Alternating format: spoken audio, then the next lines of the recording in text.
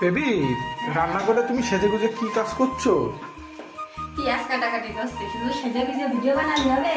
খাওয়া দাওয়া লাগবে না কিছু? পেঁয়াজ কাটছো? হ্যাঁ, কি করবা? এই যে মুড়ি চানাচুর মাখাবো, সাথে আরো কি কি নিয়ে এসে দেখো দেখো, এই দুটো মুড়ি, তার মধ্যে এই এতগুলো বেগুনি, এটা কি পেঁয়াজি, আলুর চপ, আবার এদিকে চানাচুর আছে। আর কি আছে, আর কি আছে, তাড়াতাড়ি বের করো। এটা কি ছোলা? ও সব একসঙ্গে মাখাতেই হবে? ও তাহলে তো সেই টেস্ট হবে। ইফতারি করবো, ইফতারি। হ্যাঁ হ্যাঁ, ওই রকমই টেস্ট হবে। আর কি নিয়ে এসেছো? এ কি এ? ওনার নাম শাক আলু বলে। ও শাক আলু, শাক আলু।